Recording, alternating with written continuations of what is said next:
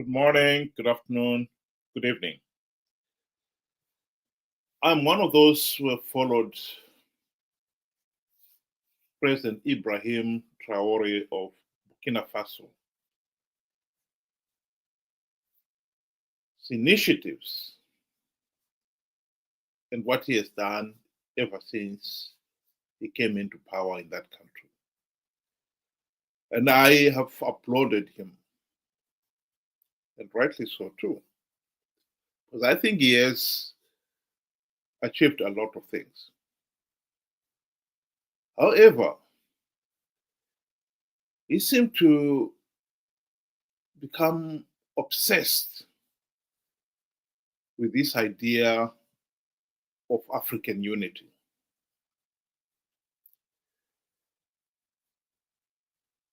He seemed to embrace this idea that Africa cannot prosper, enjoy peace and prosperity unless we are united.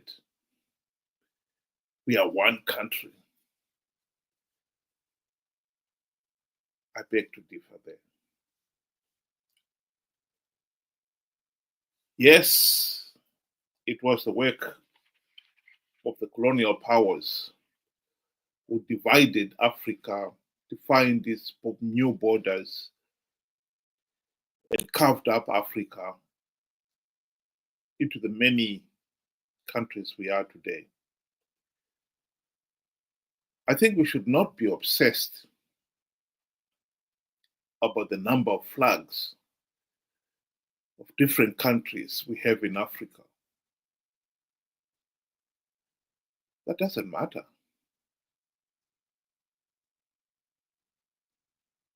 Post-colonial era, we have inherited so many countries. It doesn't matter. Let's get on with it. Let those individual countries focus on what it is that has made Africa a dark continent. Address those issues.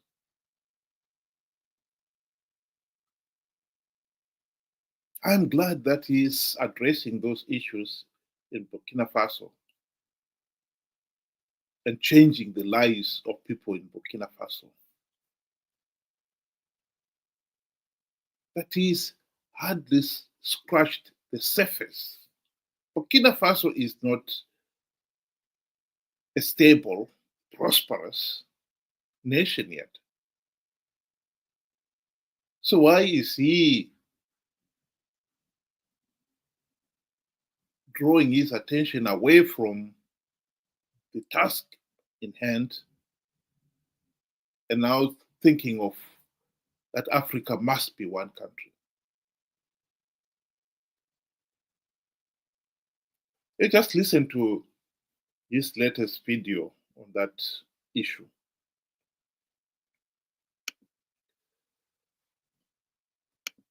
To the heart of our continent, our communities, and to every African living across the world, this message is for you.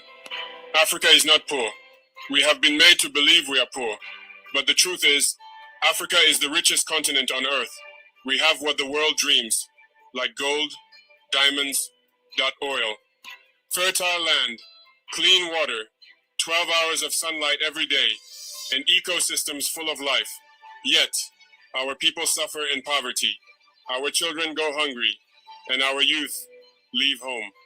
Searching for dignity abroad, this must end. We have 54 independent countries in Africa. That means we have 54 presidents, 54 governments, 54 flags. I swear to Allah, if we unite, there is no force on earth that can stop us.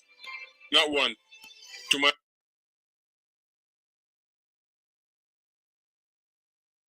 Freedom means building our own roads, controlling our own resources, teaching our own history, our own future. For too long, others have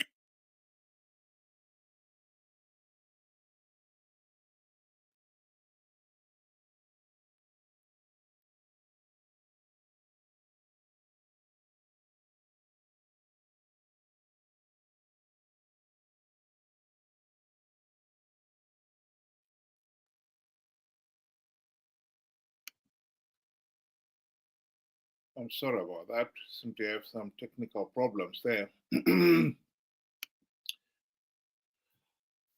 What is basically arguing is that Africa should be united. We have heard this so many times from not only him, but many other leaders.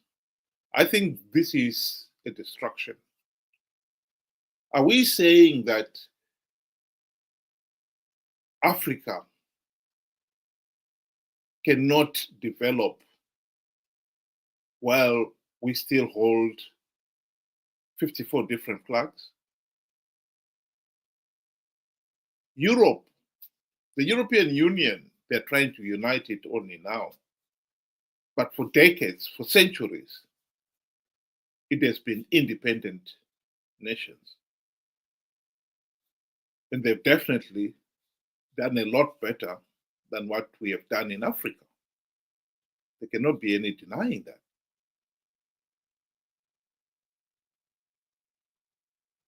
The problem with Africa is that while Burkina Faso, for instance, is trying to rebuild the nation, you have got other countries like Zimbabwe where the regime there is busy destroying everything. 45 years ago, when Zimbabwe gained its independence, we were an upper middle income nation with per capita GDP of 6,000 US dollars. 45 years of corrupt, incompetent, and tyrannical ZANU-PF rule has seen that country's economy sink to the point where the GDP per capita in Zimbabwe today is 2,000 US dollars.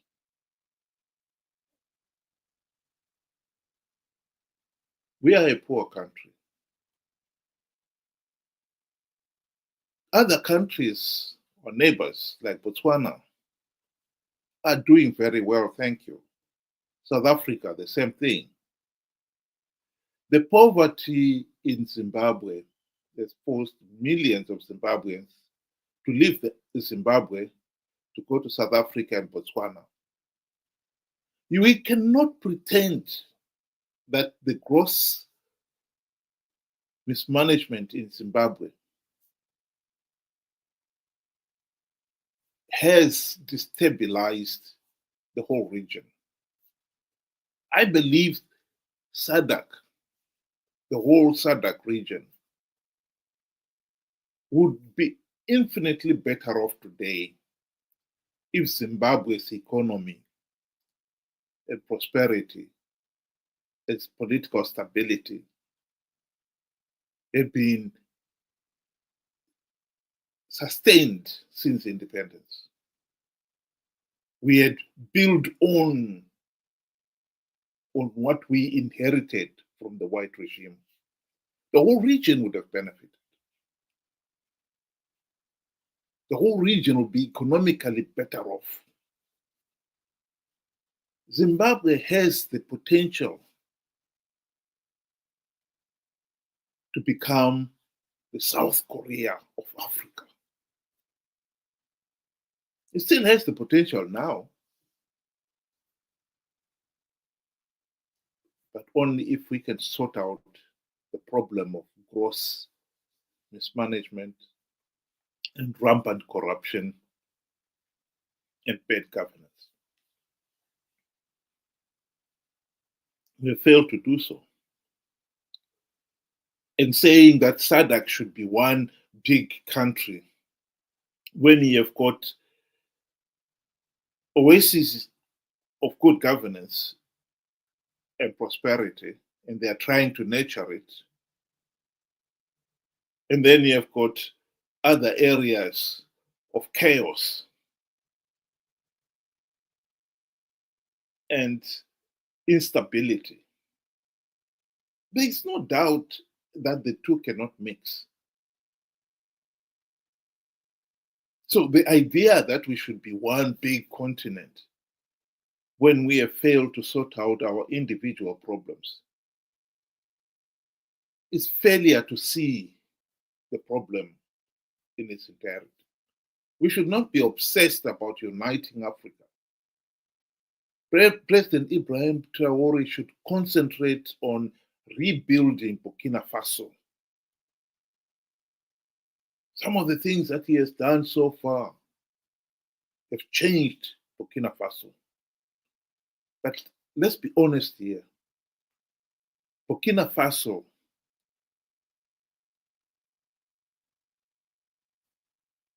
has still a lot of things to do. It still needs roads, railway lines, hospitals, etc.,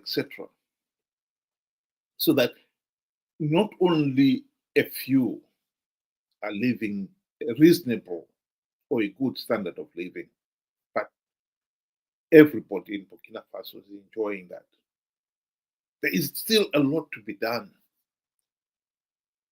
The political stability of Burkina Faso, as the country stands right now, is not assured.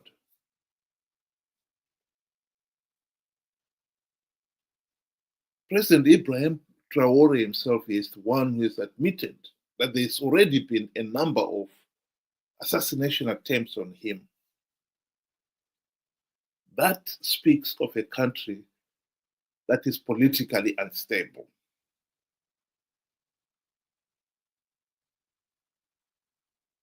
Yes, some of those attempted assassinations were from outside, but no doubt there will be some from within Burkina Faso who too would want to be president. What Burkina Faso needs is a stable political system with stable institutions, the army, the police, the judiciary, free, fair, and credible elections. Those are the institutions that makes a country politically stable. Those are yet to be built in Burkina Faso. And I believe President Traore should focus on that and build Burkina Faso. Make it a beacon for the other African countries to follow. At the present moment, the little he has done has not in any way made Burkina Faso a beacon of political stability and economic prosperity. I also believe that the argument of African unity would not be but a day's work if every African country was enjoying the same level of political stability, economic prosperity that we are talking about.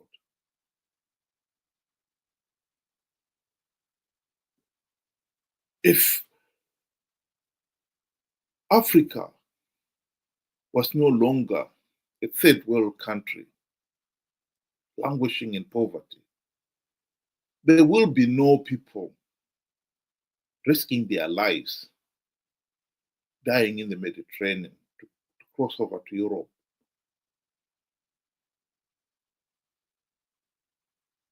What we need is to address the underlying problems that has made Africa the dark continent.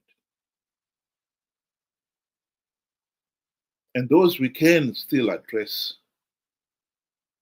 even in the context of 54 different flags.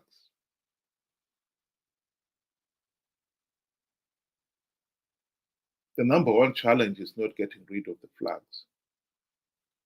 The number one challenge is to make those 54 African countries politically stable, economically prosperous,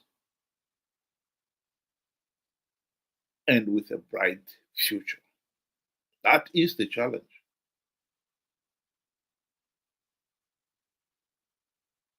Thank you very much. Have a good afternoon.